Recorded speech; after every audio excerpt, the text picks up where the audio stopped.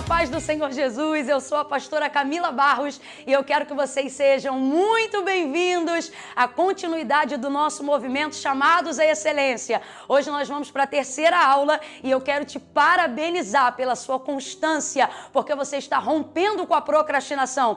E essa é a proposta do movimento Chamados à Excelência. Dentro desse período, nós vamos te ajudar, com a graça de Deus e a ajuda do Espírito Santo, nós vamos te ajudar a fortalecer a sua chamada, a romper com a paralisia espiritual e a entender o propósito que a sua chamada e a sua vida carrega. Muito obrigado por estar dando continuidade hoje na terceira aula, mas não esquece, é um caminho e você precisa se comprometer. É tão bom romper com a procrastinação, sabe por quê? Quando você tem constância e dá continuidade nesse ciclo que você aproveitou, nessa oportunidade que Deus te abriu através do movimento Chamados à Excelência, você começa a viver e a desfrutar de um sentimento de realização. Vai crescendo em você uma ousadia. Você percebe que é capaz de enfrentar os seus medos, mesmo que ainda sentindo um pouquinho de medo, mas você vai avançando e vai rompendo. Então eu quero dar continuidade ao incentivo para que você continue conosco. Lembrando, gente, nós começamos no dia 24 e vamos até o dia 8 de dezembro. Hoje é a terceira aula, então nós temos ainda mais uma para seguir e você não pode parar. Você precisa dar continuidade àquilo que você começou. São uma série de 4 aulas. Já teve a primeira, a segunda e hoje é a terceira. Então, se você ainda não se adequou e ainda não assistiu, vai lá e assiste para você manter cadência, para você manter constância, porque a constância gera intensidade, mas a intensidade não gera constância. Então, volta lá, assiste as aulas para a gente poder caminhar junto, ok? Eu quero agora louvar a Deus pela vida de todas as pessoas que estão comentando. O feedback de vocês das aulas está maravilhoso e isso tem me incentivado muito também a dar continuidade. Então, a gente vai colocar agora, eu separei alguns dos que eu achei assim bem interessantes para compartilhar com vocês. A Marília Lima compartilhou assim: sensacional como minha vida mudou através dessa jornada dos Chamados à Excelência. Foco até o fim, constância nunca mais. Eita glória! A Paula Renata comentou assim: as lives foram um despertamento de Deus para tudo que Ele tem trago para a minha chamada e eu tenho adiado devido às circunstâncias da vida. Acabei me paralisando e usando de desculpas para não desenvolver, por achar que não sou capaz devido a tudo que ouvi do homem. E esta aula falou muito comigo. Vejo Deus querendo algo a mais e eu preciso romper e sair do lugar de paralisia. Simone Fabiano: maravilhoso e confortante saber que tudo é e vem de Deus. Tocou em pontos estratégicos que me atrapalhavam. Sei que estou sendo direcionada pelo Espírito Santo que me trouxe até aqui para ouvir as aulas. Sei que o chamado está queimando em mim. Sei que o meu lugar é na vontade dele. Maravilha! São comentários incríveis e eu quero te incentivar. O próximo a ser lido pode ser o seu, então comenta, coloca pra fora, vai comentando, faz os comentários aqui embaixo que o próximo escolhido pode ser o seu. Muito obrigado pra galera que comentou e vamos seguindo aqui. A última aula foi incrível, por isso eu quero te incentivar a dar continuidade. Na nossa última aula, na aula 2, nós falamos sobre 3 passos que você precisa ter e tomar para destravar a sua chamada, para destravar seu ministério. Primeiro, comece acessando o que você tem, foi incrível. Vai com medo mesmo. E terceiro, construa um plano de ação. Gente, eu volto a dizer, é uma sequência. Caminha com a gente no mesmo ritmo, porque nós vamos chegar juntos no propósito que Deus tem com a gente. Bom, a aula 3 de hoje, ela é muito importante para mim, porque eu literalmente fui o laboratório do trabalhar de Deus. Para você que já me acompanha, sabe que eu bati de frente com a ignorância. E na aula de hoje nós vamos te ensinar a contra-atacar ou a atacar os 2 maiores inimigos de uma chamada: a ignorância e a inconstância. A primeira, ela é terrível, é a ignorância. O que significa ignorância, né? O ignorante, na verdade, ele não sabe que está ignorante. E a primeira coisa que a gente precisa compreender é essa: uma pessoa não nasce ignorante. A ignorância, ela é um estado característico da circunstância de um tempo. Ela não é permanente. Uma pessoa não é ignorante. O vem do ser, que é característica permanente. Então, muitas vezes uma pessoa pode estar em condição de ignorância e não saber que é ignorante. O significado que a gente utiliza, que a gente conhece através do dicionário para falar sobre ignorância, ele não trata o ignorante como um leigo completo. O significado literal da palavra trata-se de uma pessoa que tem uma informação parcial e ela trabalha com aquela informação parcial acreditando ser verdade absoluta. Dentro disso, ela toma ações, atitudes, decisões respaldadas em cima de uma informação parcial. E uma informação parcial não é o suficiente para te garantir uma vida segura e uma decisão acertada.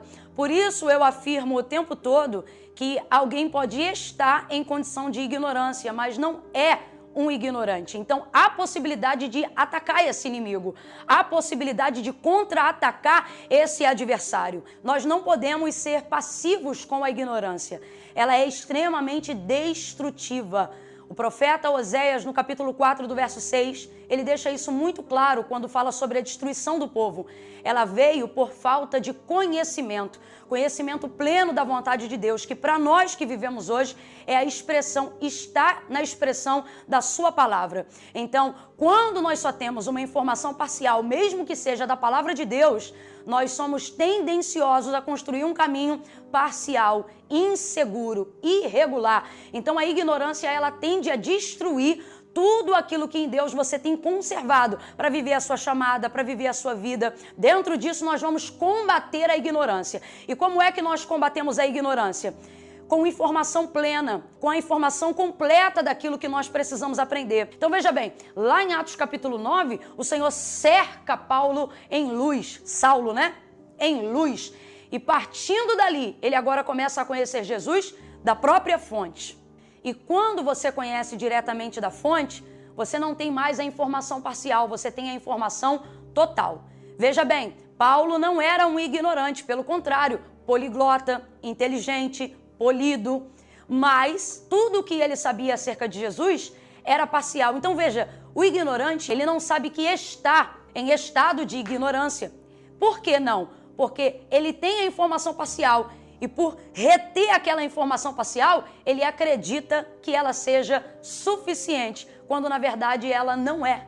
Bom, eu aprendi isso na pele.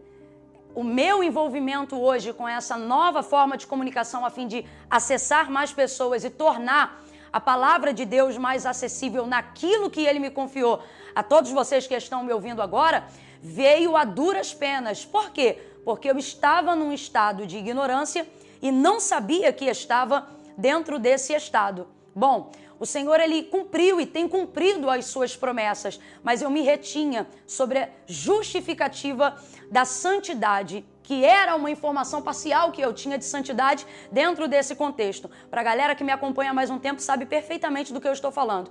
Eu não aparecia na internet, eu não me envolvia em rede social, porque eu acreditava que aquilo que Deus me confiou, uma vez que fosse tão precioso, precisava ser guardado ou ser compartilhado de maneira muito santa, muito preparada.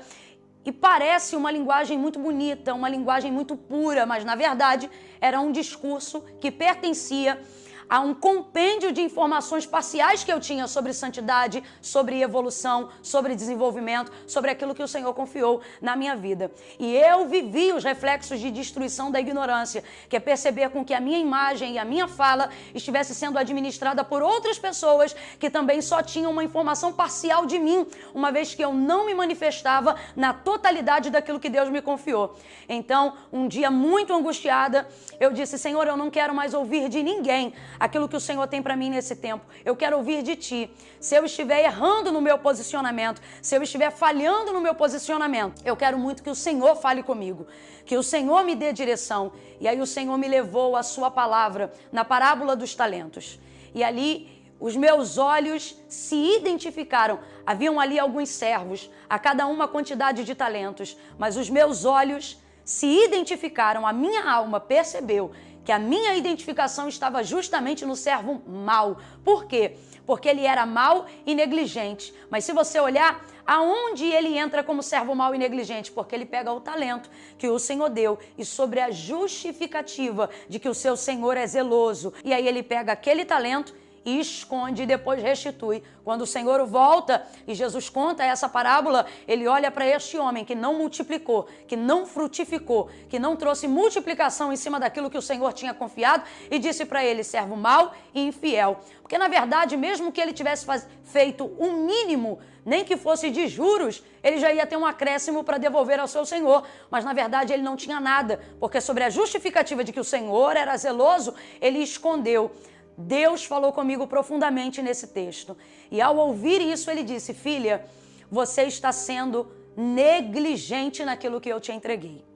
Essa negligência partia das informações parciais que eu tinha, acreditando que eu tinha a totalidade e que eu estava vivendo na razão daquela verdade. Então veja bem, como é que a gente quebra isso? Como é que a gente destrói esse inimigo da ignorância? Como nós começamos a reagir para atacá-lo? Primeira coisa, tendo humildade para admitir que o que você tem agora e aquilo que você conhece só pertence a uma parte de tudo que você precisa ainda aprender, conhecer e descobrir. Por isso a orientação da palavra é para que nós venhamos crescer, dar continuidade no crescimento da palavra, do conhecimento, e através disso nós também vamos crescer na graça do Senhor. Então quem cresce em conhecimento, cresce em graça. Quem cresce em graça, compreende a palavra e começa a viver a virtude que ela pode produzir. O autor da carta aos Hebreus, ele afirma que a palavra de Deus é mais poderosa do que qualquer espada de dois gumes, que penetra até a divisão da alma e do espírito,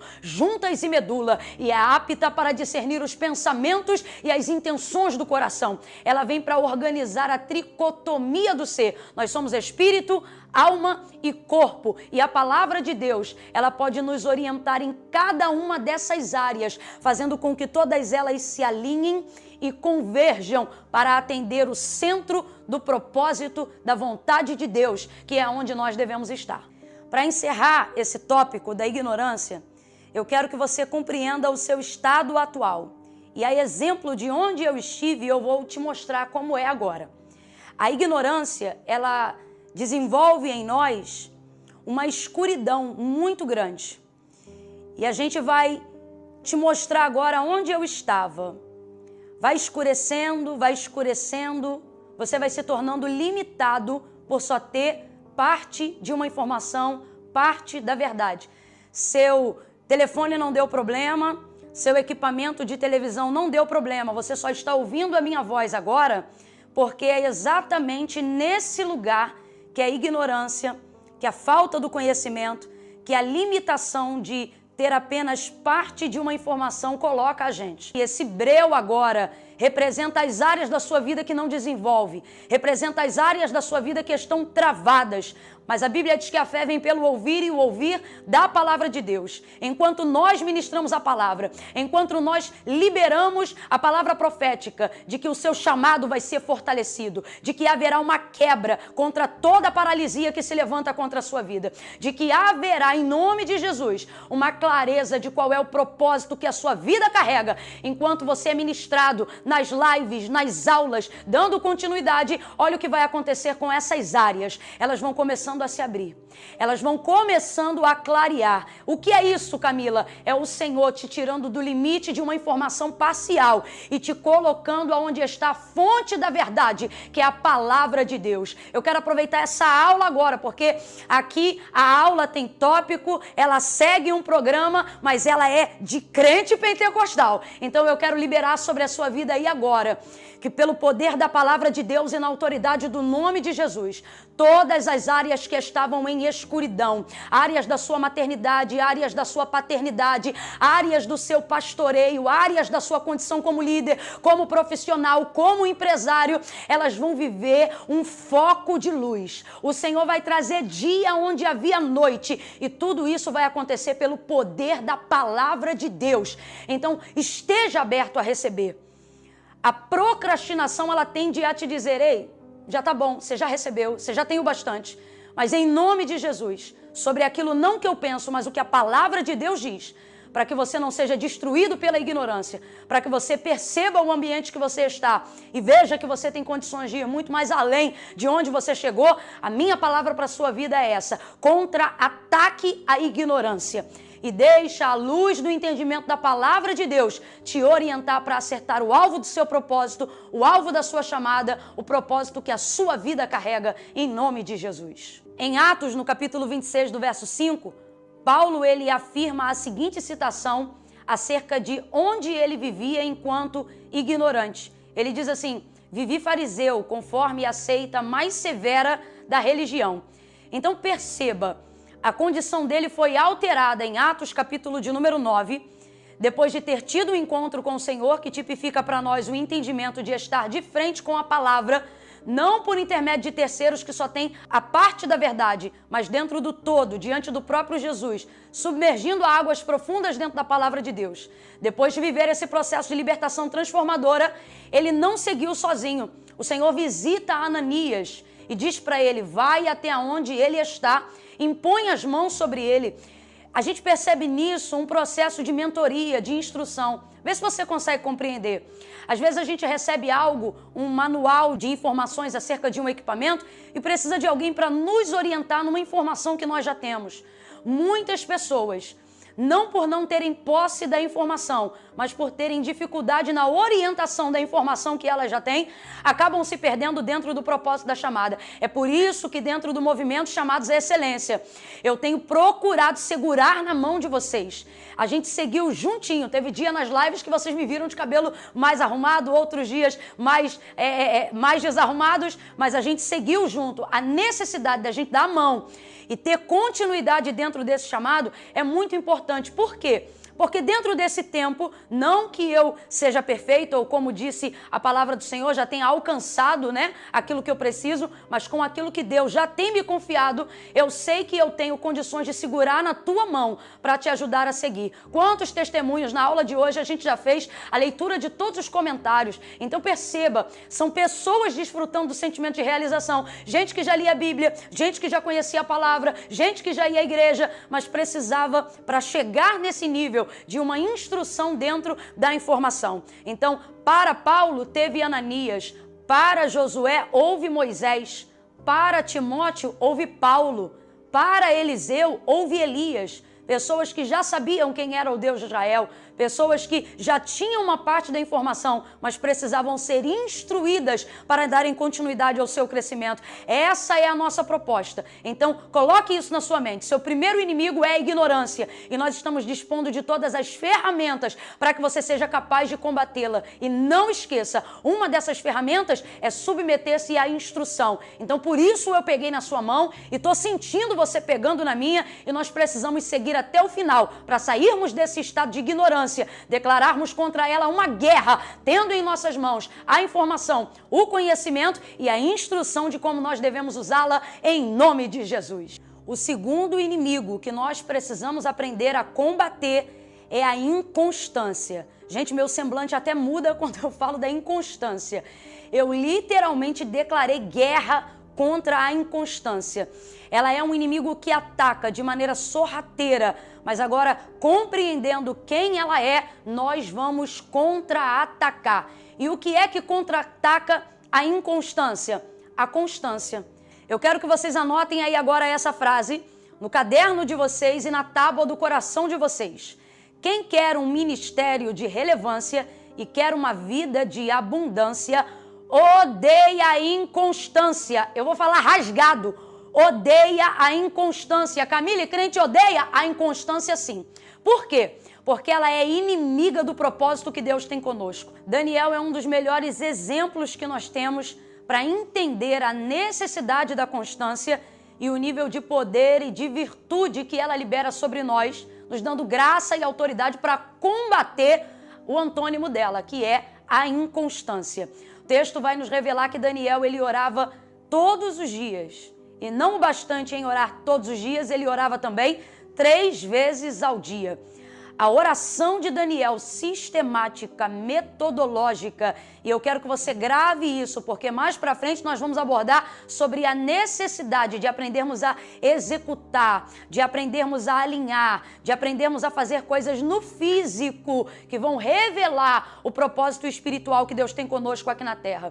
Então, não bastante dele orar todos os dias, ele também orava de modo sistemático 3 vezes ao dia. Você vai encontrar uma palavra com muita frequência em todo o livro do profeta Daniel: constância.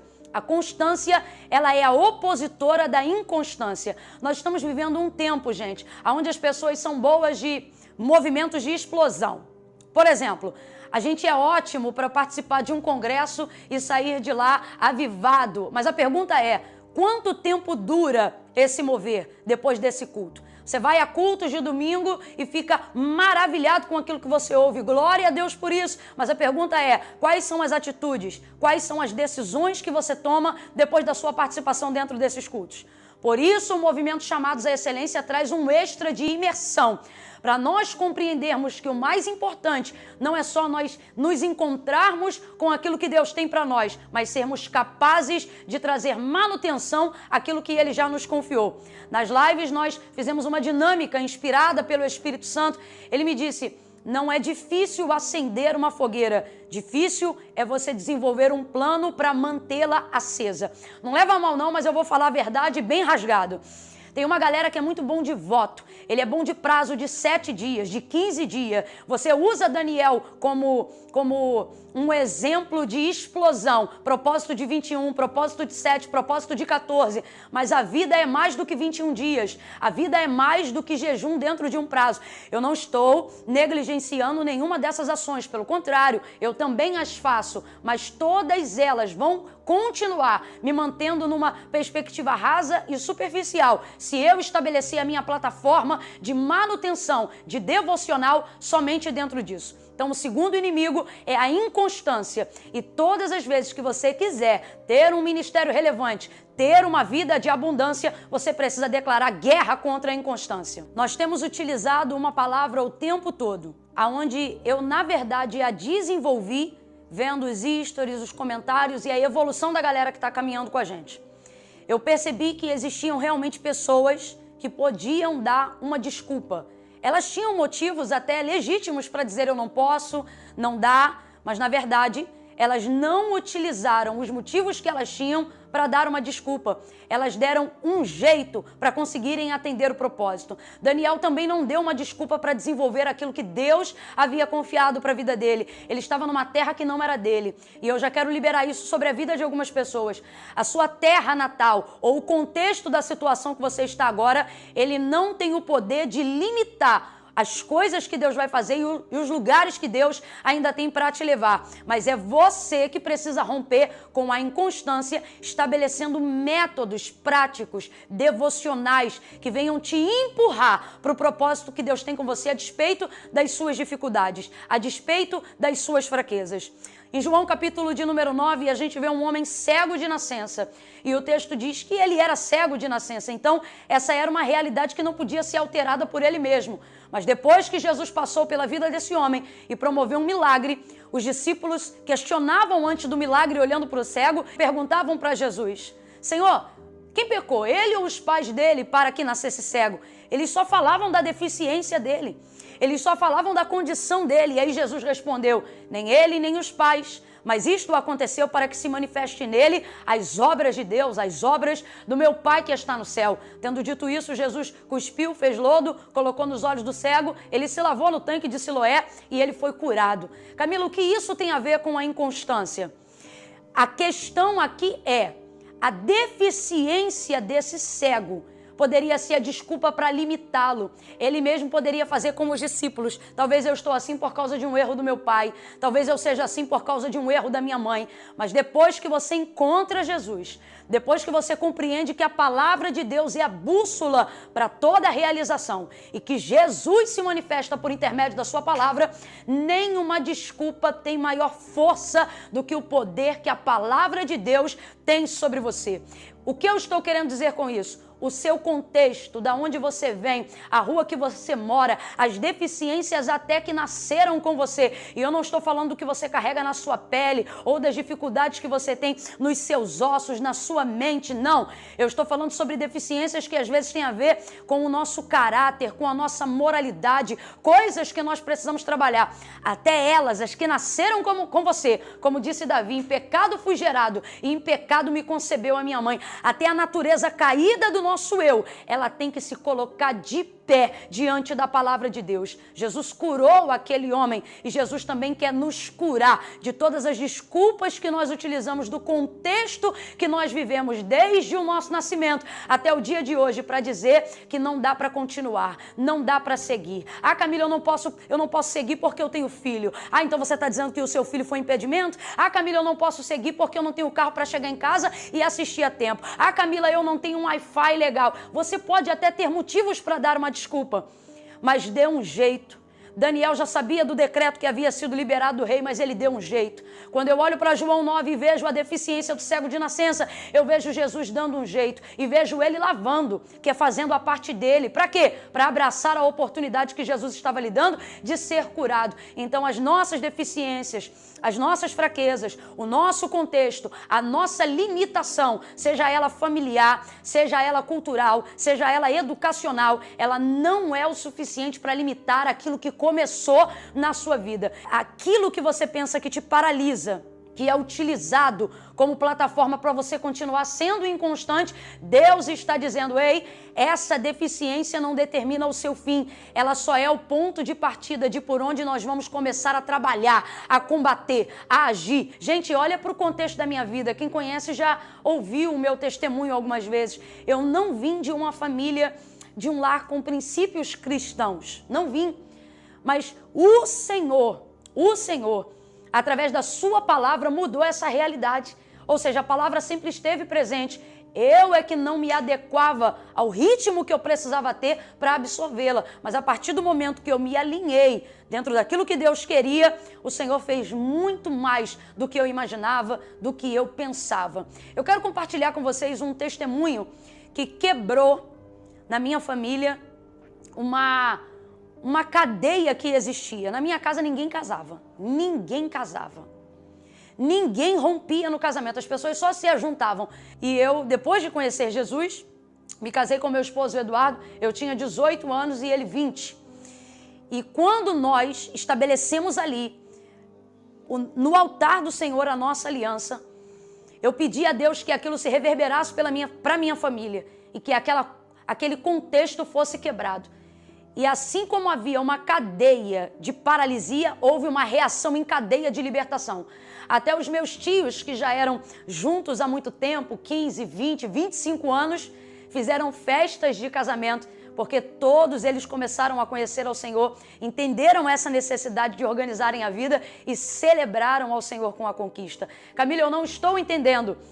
Quebrar a inconstância, ela traz também, ao quebrá-la, um nível de realização, uma nova reação em cadeia de libertação tão grande que é isso que faz a gente compreender a inconstância como nossa inimiga.